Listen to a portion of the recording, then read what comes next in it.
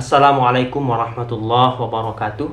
Alhamdulillahirabbil alamin. Allahumma shalli ala Muhammad wa ala ali Muhammad. Nah, sahabat sekalian yang dirahmati Allah, dimanapun Anda berada, semoga tetap sehat dan senantiasa berada dalam lindungan Allah Subhanahu wa ta'ala. Pertama, marilah kita selalu bersyukur kepada Allah atas limpahan rahmat, nikmat dan karunia-Nya kepada kita semua.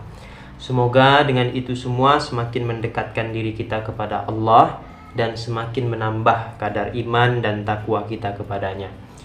Yang kedua, salawat dan salam semoga selalu tercurahkan kepada Nabi kita, Nabi Muhammad SAW, pada keluarga, para sahabat, dan kepada siapapun yang menjadi pengikut setia beliau sampai pada hari kiamat nanti. Nah, semoga kita semua dekat dengan Nabi dan akan memperoleh syafaat dari beliau di yaumil akhir nanti. Amin. Amin ya rabbal alamin. Nah, sahabat sekalian yang dirahmati Allah Subhanahu wa ta'ala, dalam sehari kita tidak kurang membaca satu ayat yang itu berupa permohonan kita kepada Allah agar kita ditunjukkan oleh Allah kepada jalan yang lurus, yaitu jalan orang-orang yang diberi nikmat oleh Allah, bukan jalan mereka yang dimurkai Allah dan bukan pula jalan mereka yang sesat. Yakni dalam surah Al-Fatihah, Ihdinas siratal mustaqim. 17 kali paling tidak kita membacanya di dalam sholat kita. Ayat itu terus kita baca. Nah, kemudian pertanyaannya adalah, apakah petunjuk jalan yang lurus itu? Nah, sahabat sekalian yang dirahmati Allah Subhanahu wa ta'ala, nah, ketika kita selesai membaca surah Al-Fatihah, maka kita akan langsung bertemu dengan surah Al-Baqarah. Nah, di dalam surah Al-Baqarah itulah kita akan temukan jawaban yang kita tanyakan tadi itu apakah petunjuk jalan yang lurus itu. Nah, Allah Subhanahu wa ta'ala berfirman, A'udzubillahi minasyaitonir rajim. Bismillahirrahmanirrahim. Alif lam mim. Dzalikal kitabu la raiba fihi hudal lil muttaqin. Inilah kitab itu tidak ada sebarang keraguan padanya, satu petunjuk bagi orang-orang yang hendak bertakwa. Nah, jadi ayat ini menegaskan bahwa Al-Quran itu tidak ada sedikit pun keraguan di dalamnya.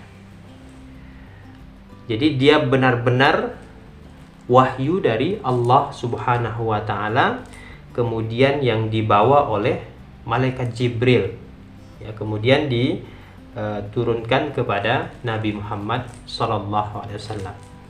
Jadi Quran itu bukan karangan Nabi Muhammad SAW.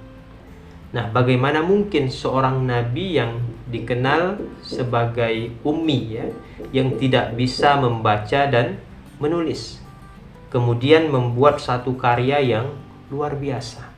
Nah, ini juga menunjukkan bahwa Al-Quran itu benar-benar firman Allah Subhanahu wa ta'ala. Nah, untuk apa Al-Quran itu diturunkan? Dia menjadi petunjuk untuk orang yang hendak bertakwa. Hudal lil muttaqin. Petunjuk bagi orang yang hendak bertakwa. Nah, ketika di surah Al-Fatihah tadi, dalam sholat kita sering kita baca, Ihdinas siratal mustaqim, tunjukilah kami kepada jalan yang lurus, maka jalan yang lurus itu adalah yang menjadi petunjuk orang-orang yang hendak bertakwa, yakni kitab Al-Quran yang diturunkan kepada Nabi Muhammad SAW melalui perantaraan malaikat Jibril. Nah, jadi petunjuk jalan yang lurus itu ada di dalam Al-Quran. Maka hendaknya kita mengambil Al-Quran itu sebagai pedoman utama dalam kehidupan kita. Maka sebagai seorang mukmin ada beberapa kewajiban kita terhadap Al-Quran itu. Nah, di antaranya yang pertama adalah tentu saja kita harus mengimani Al-Quran itu. Nah, mengimani Al-Quran sepenuhnya, bahwa Al-Quran itu adalah wahyu dari Allah Subhanahu wa Ta'ala yang dibawa oleh malaikat Jibril, kemudian diturunkan kepada Nabi Muhammad SAW. Nah, kemudian menjadikan Al-Quran itu sebagai petunjuk dalam kehidupan kita. Maka yang pertama, sebagai mukmin kita harus mengimani Al-Quran itu. Nah, ini tidak boleh tidak. Nah, apalagi kewajiban kita terhadap Al-Quran. Kemudian yang kedua adalah membacanya. Jadi Al-Quran itu kalau tidak kita baca, maka tidak ada kekuatan gitu ya. Kalau hanya kita letakkan saja misalnya di dalam lemari, dia tidak punya kekuatan apa-apa. Nah, Al-Quran itu ada kekuatannya ketika dibaca. Nah, oleh sebab itu maka kita wajib ya membaca Al-Quran. Maka kalau belum bisa ya kita belajar pembacanya. Jangan sampai kita tidak bisa membaca Al-Quran. Ya, apalagi nanti sampai mati begitu ya, tidak bisa membaca Al-Quran. Nanti bagaimana kita mempertanggungjawabnya di hadapan Allah Subhanahu wa Ta'ala? Kita seorang mukmin, ya, seorang muslim, tapi kita tidak bisa membaca kitab suci kita, yang mana ia menjadi petunjuk dalam setiap aspek kehidupan kita. Maka belajarlah membaca Al-Quran dengan sebaik-baiknya, ya, dengan fasih, ya, dengan makharijul huruf yang pas, dengan ilmu tajwid yang pas. Nah, kemudian yang ketiga, kewajiban kita terhadap Al-Quran adalah memahaminya. Nah, ini penting ya, memahami Al-Quran. Ya, setelah dibaca, kemudian dipahami. Nah, kenapa harus dipahami? Nah, supaya kita bisa mengambil petunjuk itu ya. Nah, bagaimana kita ingin mengambil petunjuk dalam Al-Quran ya, ingin mengambil isi kandungan Al-Quran kalau kita tidak memahami Al-Quran? Maka sebagai kewajiban kita perlu memahami Al-Quran. Nah, tentu saja melalui proses yang panjang ya untuk belajar memahami Al-Quran itu. Tapi kita ada ikhtiar, ada upaya untuk memahaminya, kemudian untuk menjadikannya sebagai pedoman hidup kita. Nah, kemudian kewajiban kita yang keempat ya terhadap Al-Quran adalah mengamalkannya. Nah, ini tidak boleh tidak ya. Jadi setelah dibaca, dipahami ya, kemudian dapat ya kandungannya, dapat pesan-pesannya.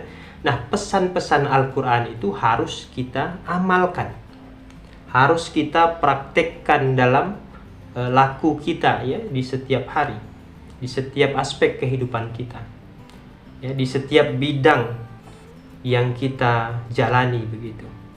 Harus kita terapkan nilai-nilai Quran itu supaya dia hidup begitu ya, supaya Al-Quran itu benar-benar hidup ya, tidak hanya sekedar menjadi bacaan, tapi dia juga menjadi laku kita ya, praktek kita berkehidupan. Dia menjadi pedoman, dia menjadi pedoman hidup kita. Nah, dengan demikian maka kita akan selamat ya, hidup kita baik di dunia maupun di akhirat, karena mengikuti petunjuk Al-Quran itu. Nah, sahabat sekalian yang dirahmati Allah Subhanahu wa Ta'ala, kemudian yang selanjutnya kewajiban kita terhadap Al-Quran adalah mengajarkannya. Nah, ini penting ya, bagi mereka yang sudah mahir begitu ya, yang sudah ahli ya di dalam bidang Al-Quran ini, maka mereka wajib mengajarkannya kepada orang-orang yang belum memahami Al-Quran. Nah, ajarkan ya, baik dari sisi bacaannya ya, bagaimana cara membacanya, maupun dari sisi pemahamannya. Nah, diajarkan supaya orang-orang yang belum paham itu juga bisa menikmati kenikmatan Al-Quran itu. supaya mereka juga bisa ya berinteraksi dengan Quran. Dan mereka juga harus gitu ya, sebagai mukmin, sebagai muslim harus berinteraksi dengan Al-Quran. Maka yang sudah ahli gitu, yang sudah menjadi pakar dalam bidang Quran misalnya, maka dia wajib mengajarkan Al-Quran itu. Nah, sahabat sekalian yang dirahmati Allah Subhanahu wa taala, karena di satu hadis Nabi dikatakan bahwa khairukum man ta'allamal Qur'an wa 'allamahu. Sebaik-baik manusia adalah mereka yang belajar dan mengajarkan Al-Quran ya. Jadi dapat predikat ya sebaik-baik manusia dari Nabi Muhammad SAW, orang yang mau belajar dan mengajarkan Al-Quran. Jadi mulia sekali ya, mulia sekali, banyak berkahnya, banyak kebaikan-kebaikan, banyak pahala-pahala yang dijanjikan oleh Allah Subhanahu wa taala kepada mereka yang selalu ingin dekat, selalu ingin berinteraksi dengan Al-Quran, dan selalu ingin menjadikannya sebagai pedoman utama dalam kehidupannya. Nah, jadi petunjuk yang lurus itu ya, ihdinas siratal mustaqim, itu adalah Al-Quran ya, sebagai pedoman bagi mereka yang hendak bertakwa. Nah, sahabat sekalian yang dirahmati Allah Subhanahu wa taala, di momentum Ramadan ini ya, mari sama-sama kita berupaya untuk mendekatkan diri kita dengan Al-Quran ya, berinteraksi dengan Al-Quran ya, sesuai dengan kemampuan kita masing-masing. Bagi mereka yang cuma bisa sekedar membacanya saja, ya silahkan ya, membaca saja.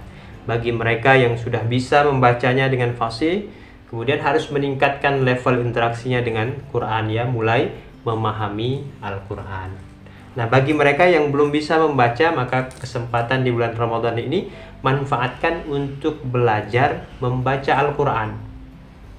Nah, ada ikhtiar, ada upaya kita ya untuk belajar. Jangan sampai tadi yang seperti yang saya sampaikan di awal tadi ya, ketika kita dipanggil Allah Subhanahu wa taala, kita masih dalam keadaan buta huruf Al-Quran. Nah, ini kan ironis begitu ya, seorang mukmin padahal menjadi kewajibannya ya membaca Quran, tapi dia tidak bisa membaca Quran ya. Mumpung masih dikasih Allah kesempatan, maka jangan sia-siakan kesempatan yang Allah berikan ini. Mari manfaatkannya ya untuk kita belajar Al-Quran ya, baik dari sisi bacaannya maupun dari sisi maknanya ya.